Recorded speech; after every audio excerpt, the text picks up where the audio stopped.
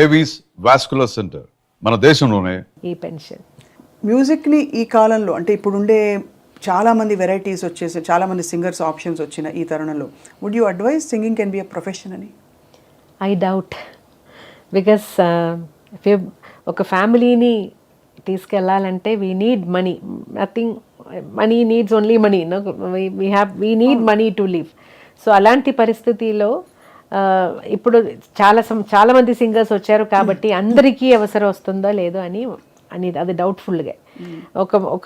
ఒక మంత్లో ఒక 2-3 రికార్డింగ్స్ అయినా పాడితేనే మనం we can take life forward కదా.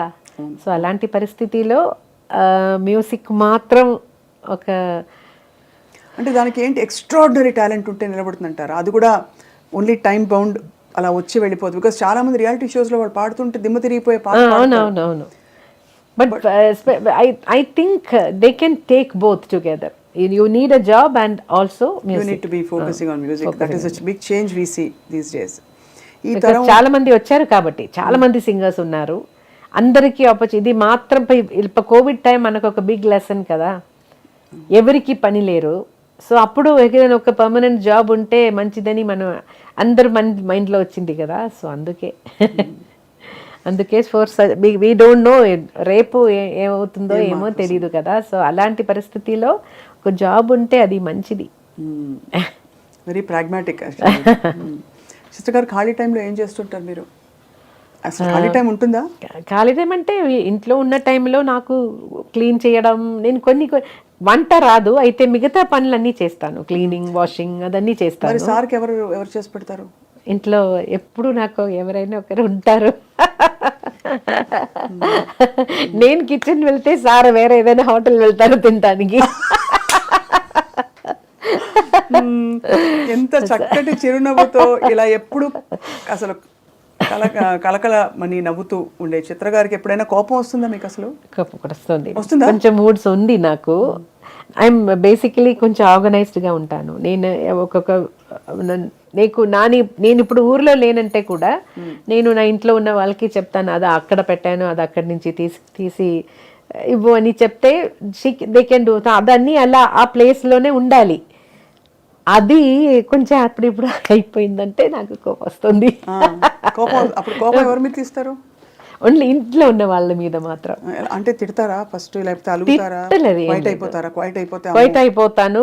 సమ్ టైమ్స్ చాలా కోపం వచ్చిందంటే ఒకవేళ భోజనం అవాయిడ్ చేస్తాను. అమ్మ బాబోయ్, మా చిత్రమే. అప్పుడు ఎవరు వచ్చి భుజగిస్తారు? సారేనా? కొంచెంసేపు తర్వాత నేను నాకు బంగారు తల్లి నిజంగా. అసలు మీరు చిత్ర గారు, మీరు చాలాసార్లు చెప్పారు అందరితో ఎవరితోనా సింగర్తో పాడితే ఎప్పుడు మీరు కొంచెం జాగ్రత్తగా ఉంటారు. అది వాణియమ్మతో పాడినప్పుడు అయితే వాణియమ్మ చాలా ఫాస్ట్ నేర్చుకుంటారు సాంగ్స్. సో నేర్చుకున్న టైంలో ఒక్కసారి వింటే వాణియమ్మ రెడీ. సో నాకు టెన్షన్ అవుతుంది, అయ్యో అంత ఫాస్ట్గా నాకు కూడా అలా రావాలి కదా, సాంగ్ నేర్చుకోవాలి కదా, అదొక టెన్షన్గానే ఉండింది. అయితే ఏదో మేనేజ్ చేసి ఆల్మోస్ట్ స్వాతి కిరణంలో పాట అలాగే అనిపిస్తుంది వింటే కదా. శృతి నీకు గతి నీవు ఈ నాకృతి భారతి. ఒక్కసారి పాడొచ్చు చిత్రం? పాడతారా మీరు కూడా? అయ్యో. శృతి నీవు గతి నీవు ఈ నాకృతి నీవు భారతి, ద్యుతి నీవు శరణాగతి నీవు భారతి. అందులో గమకాలు భలే వేశారు. శ్రీనాథ కవినాథ శృంగార కవిత తరంగాలు నీ స్ఫూర్తులే. ఇంత అందమైన సాహిత్యాలు పాడుతూ ఎప్పుడైనా మీరు చెప్పారు, రాజా సార్ చెప్పారు, ప్రొఫెషనల్ సింగర్స్ ఎప్పుడు ఇది పాట పాడను అని అనకూడదు అని. మీరు ఒకసారి నేను ఈ పాట అలా అన్కంఫర్టబుల్ సాహిత్యాలు మీకు అర్థం తెలియడం మొదలు పెట్టాక ఇతర భాషలు వచ్చాయా? అంటే రకరకాలు వస్తాయి కదా,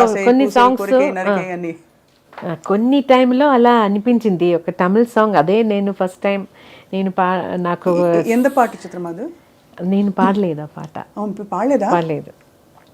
అది దేవా సార్ మ్యూజిక్లో ఒక పెద్ద పోయిట్ రాసిన సాంగ్. అది కొంచెం ఎలా చెప్పాలో నాకే ఒకలాగా ఉంది. కొంచెం ఫీమేల్ సింగర్కి పాడడానికి కొంచెం సిగ్గొస్తుంది అలాంటి లైన్స్. సో అప్పుడు మాత్రం నేను చెప్పాను, సార్ కొంచెం యువర్ లైన్ మాత్రం అది మాత్రం కొంచెం ఆ ఒక్క లైన్ మాత్రం చేంజ్ చేస్తే నేను పాడేస్తాను, అది నాకు ఏదోలాగా ఉంది.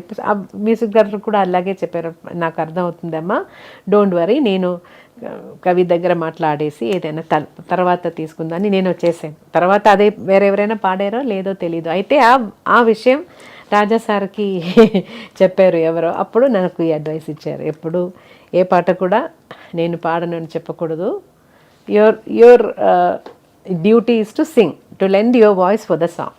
అది బ్యూటిఫుల్గా చేయాలి.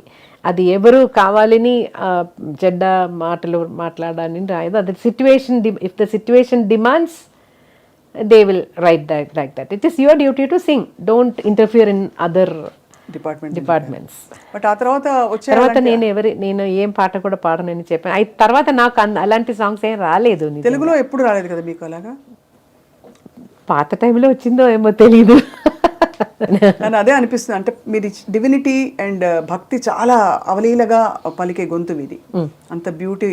లతాజీ పాటను గురించి ఎలా అనుకుంటావు, సుశీలమ్మ పాటను ఎలా అనుకుంటామో, తీగ లాంటి ఒక ప్యూరిటీ అది చిత్రమ్మ పాటలో ఉంది కదా. సో ఇలాంటి పాటలు వచ్చినప్పుడు మీరు ఎలా స్పందిస్తారా అని ఒక డౌట్ అంతే. సో బట్ మీరు హ్యాండిల్ చేసి ఎనీవే వీ హ్యావ్ టు, వచ్చాము కదా, వచ్చాను. సో ఇప్పుడు ఏది అడిగితే చేయాలి. అది ఎలాంటి సాంగ్స్ ఉంది, ఇది నేను పాడను అనేది రాజా సార్ అడ్వైస్ కూడా. సో సినిమా థియేటర్, రికార్డింగ్ థియేటర్కి వచ్చేసిన తర్వాత నేను పాడను అని చెప్పడం మంచిది కాదు. సో భవ్యం కాదు, అది మ్యూజిక్ డైరెక్టర్ ఫీల్ అవుతారు. సో